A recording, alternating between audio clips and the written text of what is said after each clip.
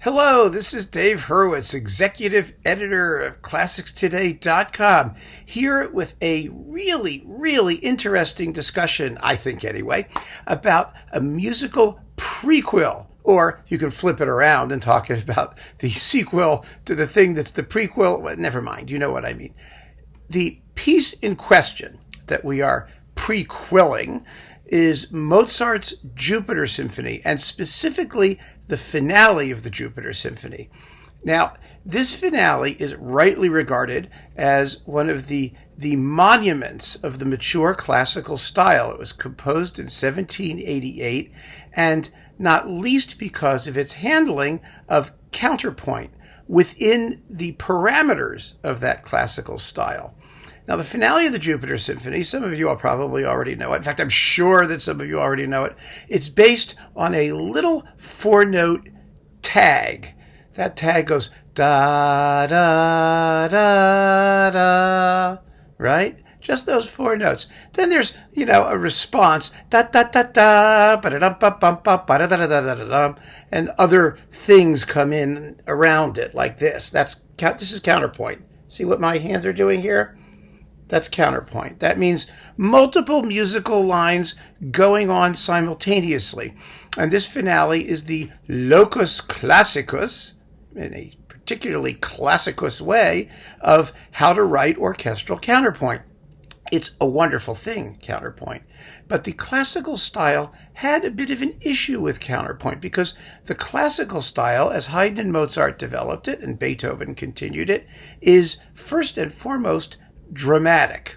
In other words, it's about contrasting key areas and the tension caused by the need to get from one to the other. So in classical symphonies and in these individual movements, particularly quick movements, stuff happens, and these happenings are driven by the tension of the music having to move from one place to another. And if you saw my music chat on the essence of classical sonata form, I explain exactly how that works, and you can see how that works and hear it very clearly. The problem with counterpoint is that counterpoint is not dramatic. Counterpoint is what you might call rhetorical or static. In other words, it's based on taking a piece of music and manipulating it in such a way that it builds up a bigger structure, which is then resolved in some way at the end. But it doesn't necessarily go from one place to the other in the way that classical tonal forms do. Now, this can be a little bit hard to grasp, but the wonderful thing is that Haydn and Mozart figured out how to integrate counterpoint within this dramatic trajectory that their music takes. And it all happened in the course of a very brief period of time because these people were geniuses, and geniuses evolve from one second to the next. Specifically, we're talking about a 25-year period from 1763 to 1788 when Mozart wrote his Jupiter Symphony. Now, I want to play you just the opening bit of the Jupiter Symphony so that you get a sense of the kind of music that we're talking about, and you'll hear that four-note theme, ba, ba, da, da, etc., etc. The piece we're going to be talking about as the performance is the performance taken from Adam Fischer's complete set of Mozart symphonies with the Danish National Chamber Orchestra, which I discussed in my survey of complete Mozart symphony sets.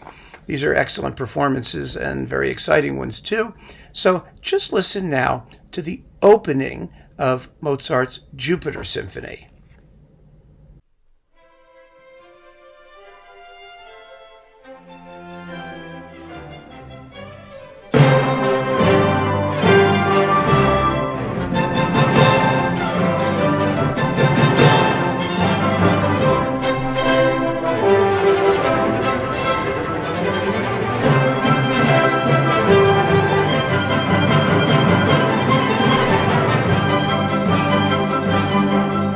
Okay, so that's what it sounds like. And it turns out that Mozart had used that little four-note theme earlier in one of his masses that he wrote when he was in Salzburg. In fact, the tune is so catchy that the Mass is named after its credo section, which uses that tune. It goes, credo, credo, in unum Deum Patrem, omnipotentem factor. Never mind. I sang it when I was in college glee club, so I know it. That's called Mozart's Credo Mass, if you're curious and you want to hear that. But the point is that this little 4-note tag is just that. It's a tag. What matters is not the catchiness of its tune. What matters is what a composer makes out of it. And one of the things that the classical period discovered was how to make something fabulous, fun, comical, dynamic, and expressive out of virtually nothing. Absolutely nothing. That's 4 notes. That's all it is, right? Now, there's a lot of other material in the finale of the Jupiter Symphony, but it just so happens that in 1763, Haydn, the great Joseph Haydn, in his Symphony No. 13, the finale, which there's probably no way on God's green earth that Mozart knew what it was, used exactly the same thing. Why? Because that little 4-note tag was, in fact, not anybody's genius idea. It was just a found object. It was a musical commonplace. That's what it is. But what matters, again, is what you do with it. Now, Haydn's Symphony No. 13, we ignore early Haydn, which is a terrible, terrible mistake. We ignore it at our peril. When Haydn wrote his first symphony, he was already 30 years old, or pushing 30. He may have been like 27, 28, 29. He was a mature composer, a really mature composer. There are no immature Haydn symphonies. There are Haydn symphonies written in what was then the immature or pre-classical style. And what Haydn was going to do was revolutionize that style and grow it to absolutely unimaginable, fabulous heights and proportions. And Mozart was going to participate in that process too. So the finale of Haydn's Symphony No. 13 uses this found object, this 4-note tag. And here's the opening of Haydn's. And that performance comes from the Naxos box of the complete Haydn symphonies. It's conducted by it's played by the Cologne Chamber Orchestra under Helmut Müller-Brühl, and it's quite a marvelous work. It's scored for what passes for a large orchestra in those days for Haydn: 4 horns, a flute, oboes, horns, and strings. Let's listen to the opening of Haydn's Symphony No. 13.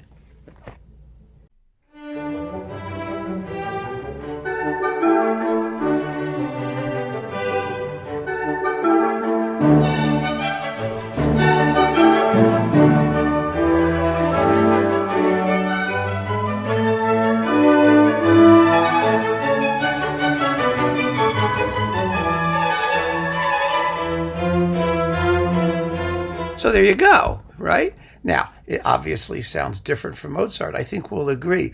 Mozart sounds bigger, more expansive. Haydn is sort of chirpier and lighter, but the tune is the same. And what's more, both are very well suited to contrapuntal treatment.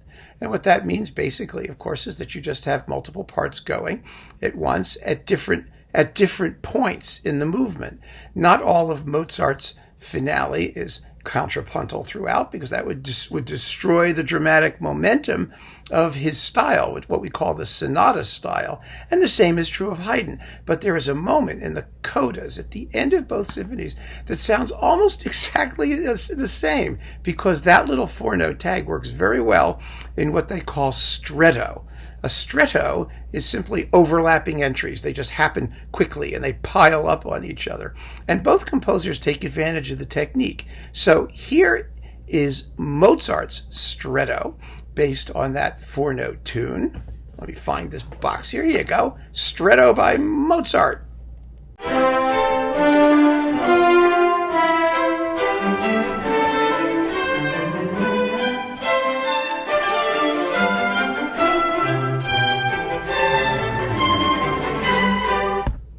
Okay, fascinating, yes. It just builds up by repetition. And here is Haydn's stretto.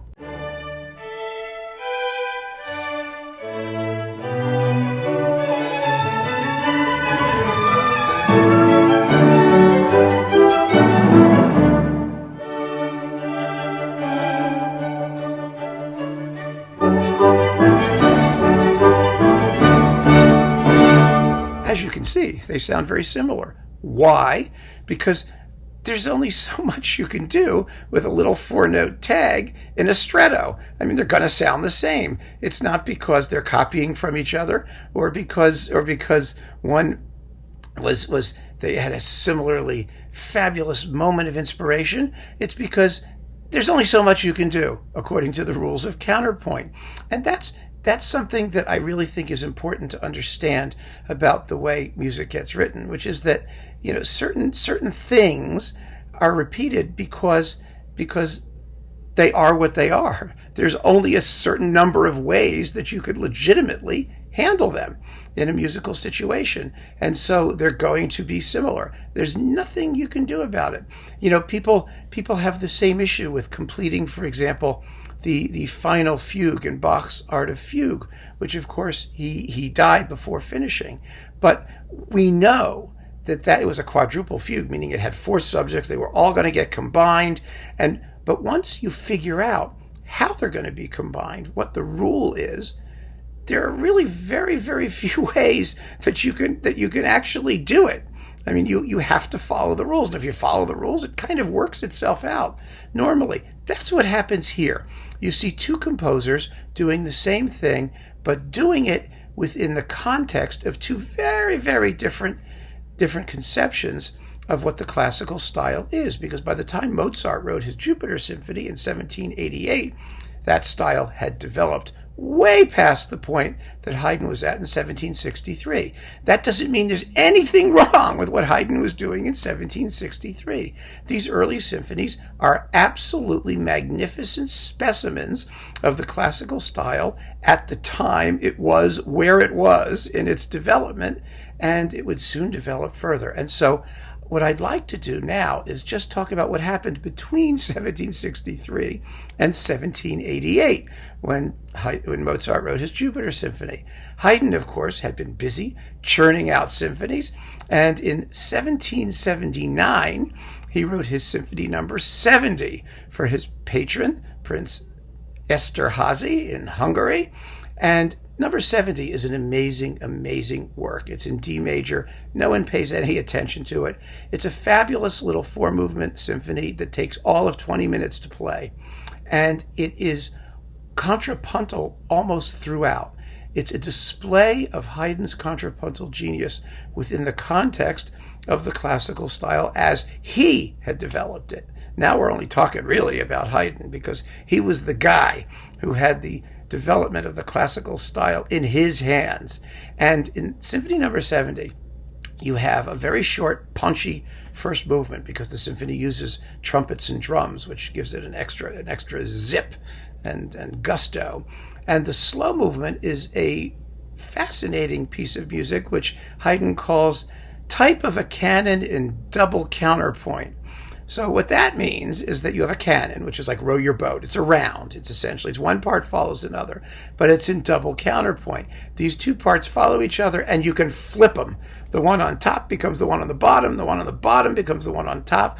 All the while, he's subjecting them to variations. I mean, it sounds fabulously complex and intellectual. And in a way it is, but when you hear it, it's completely natural and entertaining. And that's what matters.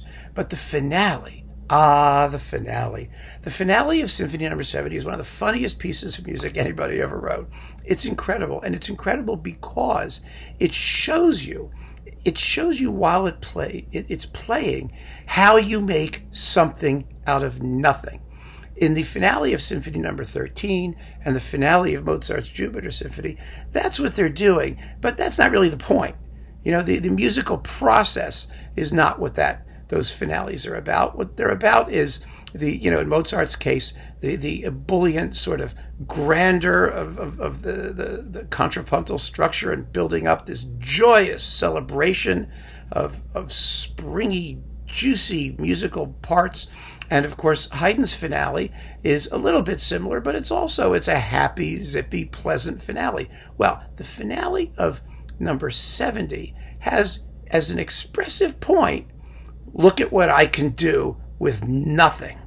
And I'm going to play you that nothing. Here is the nothing out of which Haydn is going to build his finale.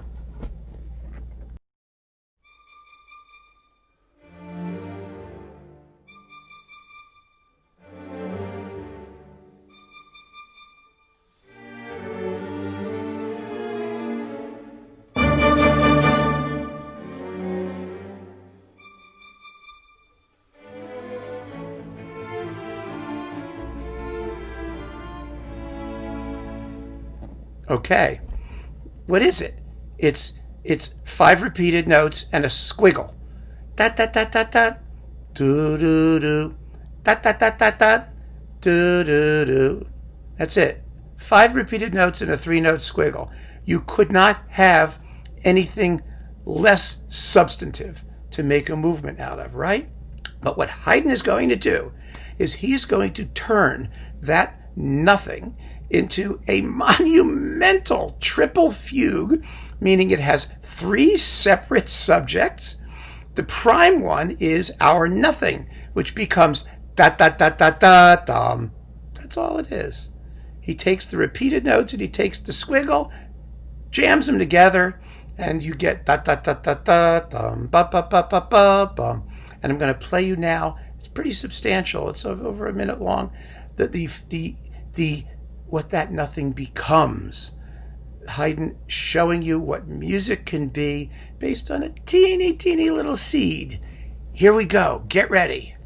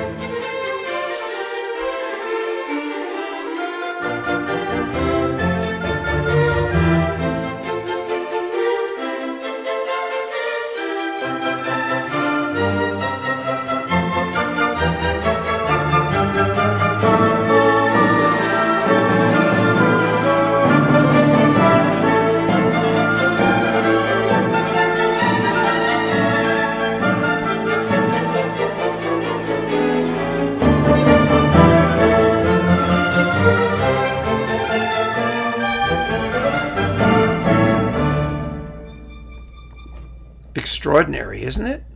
And of course, it's a joke. The joke is you start with nothing, and out of that nothing, he builds up this huge, complicated, crazy, intricate contrapuntal edifice, and it stops and disappears as soon as it arises, and we go back to nothing. Then there's a little more of it, and then we get back to the nothingness, and it ends with a jolly little reminder of the nothingness with which it began. And I'm going to let you explore the finale for yourself. In fact, the whole symphony, because it's magnificent. But the point that I'm trying to make here is that what these composers were able to do, what Haydn and Mozart were able to do, was not just integrate these contrapuntal techniques into the classical style.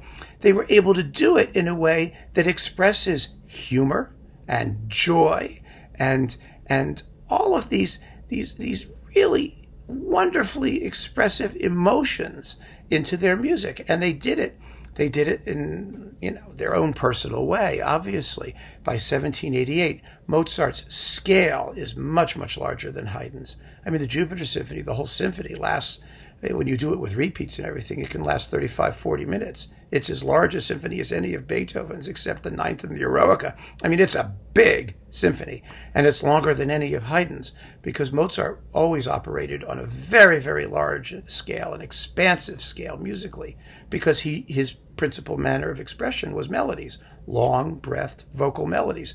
Haydn was a different composer. Haydn wrote tunes, of course. He wrote wonderful tunes. He wrote the German national anthem, which was the Austrian national anthem. It's God Save the Emperor. Da da da da da da da da da. Haydn could write a tune, but he also liked to work with motives. And the lesson, the idea I want you to take away from this little chat, this tiny, tiny little exploration of counterpoint within the classical style and the evolution of the classical style is, number one, how amazingly quickly this classical style grew up. In 1763, we hear Haydn using the theme from Mozart's Jupiter Symphony in a perky and delicious little finale that has some of the same features as the Jupiter Symphony, but in an embryonic form. By 1779, Haydn was so in command of the language of the classical style of his music that he could actually write music about music.